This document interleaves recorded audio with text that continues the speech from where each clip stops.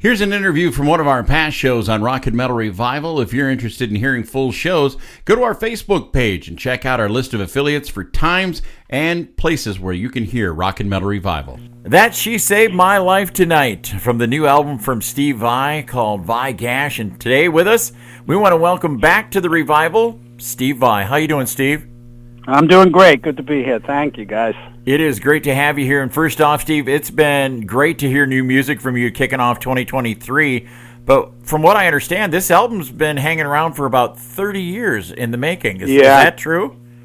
Yeah. There's a very interesting story behind it. I recorded it in '91, and I did it sort of like as a spur of a moment thing, because at that time I was kind of into the biker culture of the late 80s, 90s.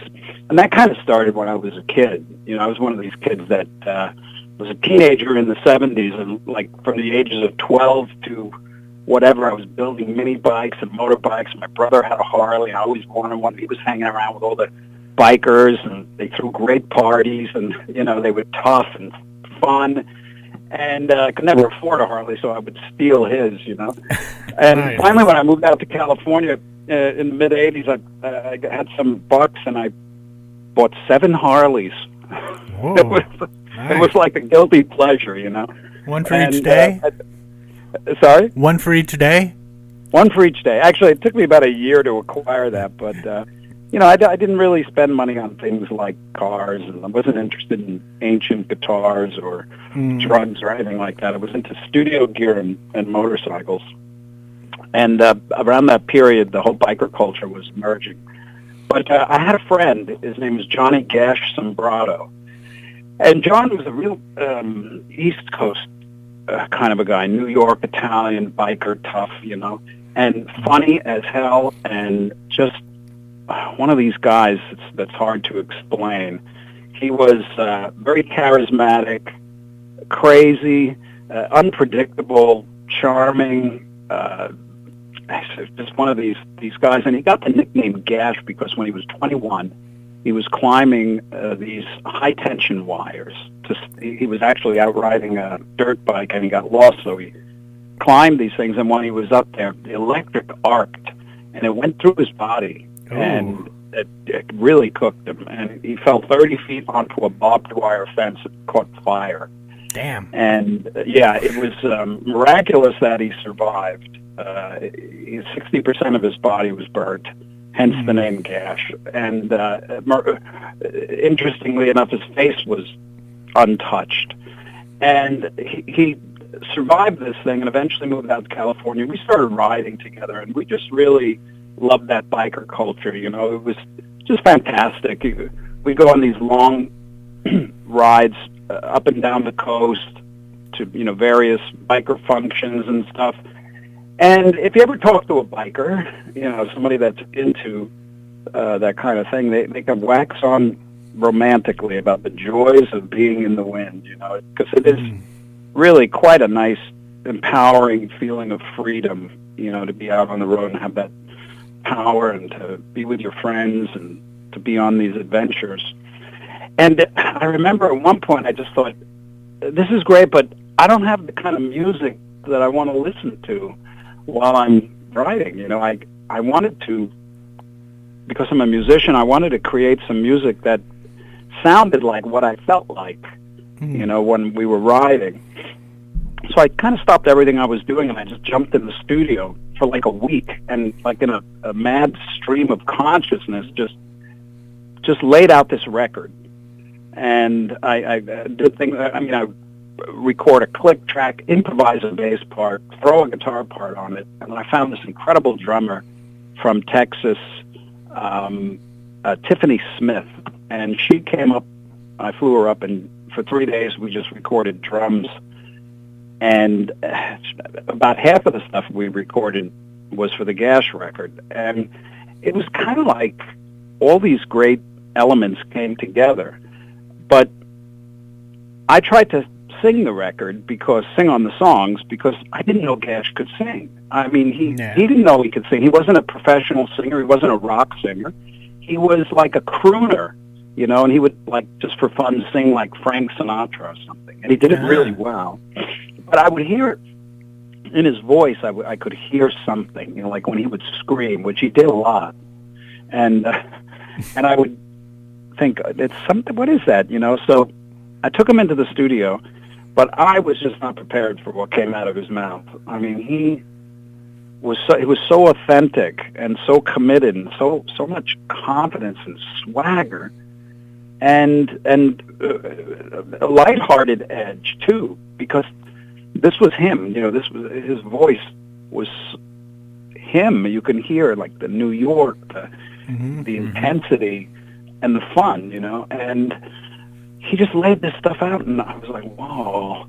And we had the music, and we used, you know, we listened to it when we were riding, and it did the trick. You know, it was very uplifting, empowering, and melodic, and very simple. I wanted to keep it really straight ahead, classic 70s, 80s, because that's what I grew up on, and that music was really in my blood, and I just wanted to make a record that was no excuses, just good melodies, no big long guitar solos or any quirky bits, just straight ahead.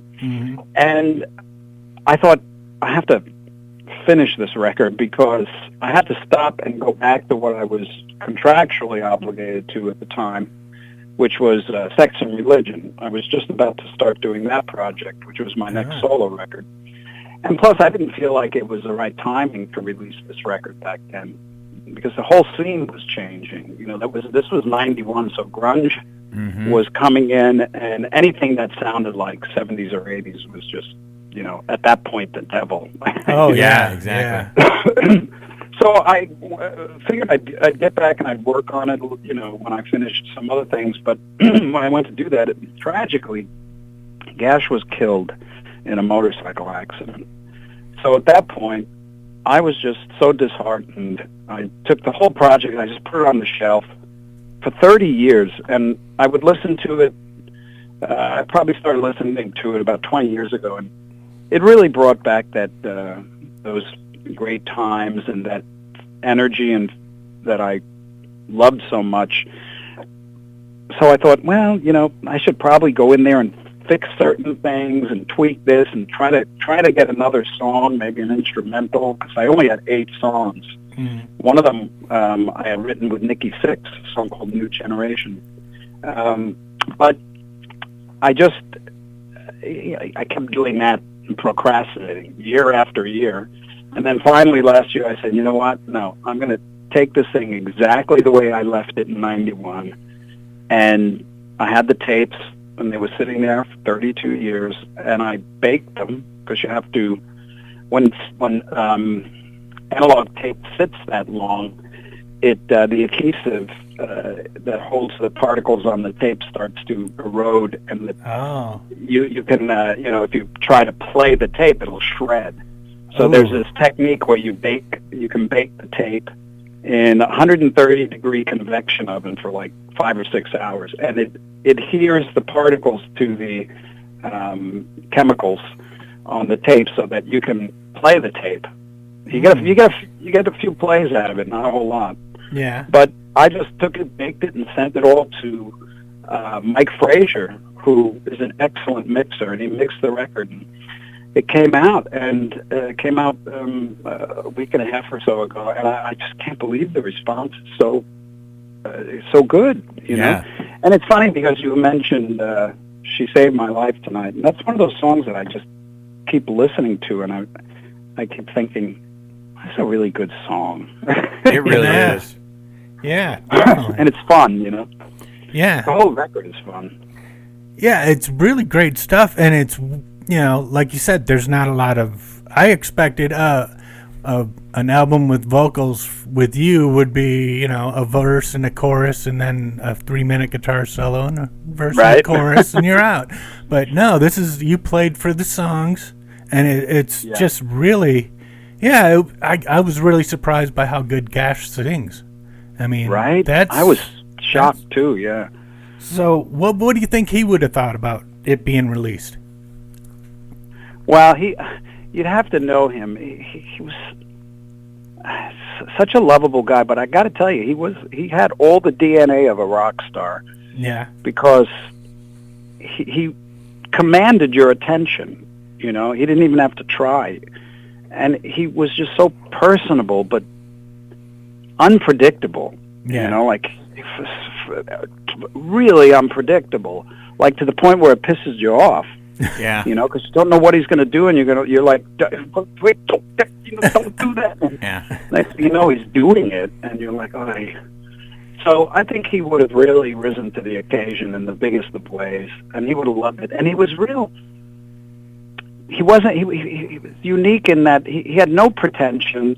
He treated everybody like just people, and he wasn't he didn't do drugs, hardly drank at all. You know, he was just high energy, incredible, kind of a fun, crazy guy, and I think he would have made the greatest rock star. That's really cool. Yeah. Now, you've been, like you said earlier, Steve, you've been holding this album for 30 years. I'd be curious to see how many songs you have in that so-called vault. Well, it's pretty deep. Because I would be doing something and then all of a sudden get an impulse to just go and do something else, and I would just do it. And there's some stuff buried. There's whole projects. I mean, I'm probably sitting on an entire Ozzy record. Oh, I heard that. Yeah, I was going to ask you about that. How did that come to fruition? Well, that was another one of my favorite projects because I got to hang around and work with Ozzy for about 3 months, and boy, oh boy, wow, it was quite an experience. But that came about because Ozzy was working on a record, and he finished about half of it, and then the label wanted to get him together with some other songwriters, you know, so they could have just a different flavor. So I was one of the people. And once Ozzy and I got together, we just started, you know, writing, and we started thinking, oh, let's record a whole new record, you know, and we kind of went off into our own little fantasy world. But then, you know, at some point the record company reeled us back in and said, no, you've already got a record half done. Grab the stuff that you like from Vai and finish your record, you know. And that made sense, that, you know, and I mean, we were bummed, but in the process, I had recorded a bunch of demos, and, you know, we kind of worked on them, but they, you know, I can't do anything with them. Obviously, they're Ozzy stuff. Yeah. Yeah. So, how'd you happen to get Nikki Sixx to help you co-write on New Generation? Yeah. Well, Nikki and I were friends back, you know, in the 80s, 90s, and there was a period of time where we hung out. And oh yeah, he's a big motorcycle guy too. So yeah, he was a big motorcycle guy. Him and Tommy, and you know, it's just one of those things where it's like, hey, we should get together sometime and write some, you know, throw some ideas around, and it just happened. Gash wasn't in the picture at the time. You know, this was just something Nikki and I just got together and said, hey, let's write a song, you know, and kind of got this piece of music, and then I demoed it. And then, you know, Gash was in the picture, and I needed somebody to sing it, and I thought, oh, he's the guy. And put Johnny on it. Yeah, and that was one of the 8 pieces that I had with his voice. I had nothing else. Wow. Wow. You know, Steve, one of the songs that I really love off this album is called Let's Jam. Can you tell us a little bit about that tune? Oh, yeah, well, that song was written for you guys. Nice. Radio DJs. Yeah, because when I was a teenager in the 70s, DJs, you know, they have a very special role today, but back then it was a little different in that they could have more control over the playlists and stuff. So they would kind of pick the music that resonated with their personalities, you know, as opposed to receiving a playlist and getting certain times when they can play. So they, like you guys, they developed these personalities, and no matter what was going on in your life at the time, you know, especially being a teenager, you're going through a lot of challenges, and you always had your favorite station and your favorite DJ, and no matter what was going on, it was like an escape. You know, they were like kings at the time. I mean, I had Wolfman Jack, you know. Oh, wow. Nice. Yeah, and it was just, they kind of represented something to me at that time that was really cool. And I knew that if I turned the station on, they were going to be there, and they were going to be playing the music I loved. So this song I wrote was kind of like an ode to the radio DJ at that time. So if you play it, you'll see. All right. Nice. Now, you recently got your Swiss cheese guitar back. How'd that, got stolen, 37, 38 years ago? How'd you end up getting it back, man? Yeah, that's a very rare occurrence, huh? Yeah. That guitar was made for me by my best friend, Joe DeSpagni. He made me all these wacky guitars. He made the flame guitar, the lightning bolt, and he made the Swiss cheese guitar. And I had it, and it's such a abstract-looking thing. I was rehearsing at the time with David Lee Roth. So this is 36 and a half years ago that it was stolen during rehearsals. I had it for the Yankee Rose video, and I was preparing it to bring it on tour, but it got stolen from our rehearsal space. And then it was stolen with 4 other guitars. Oh.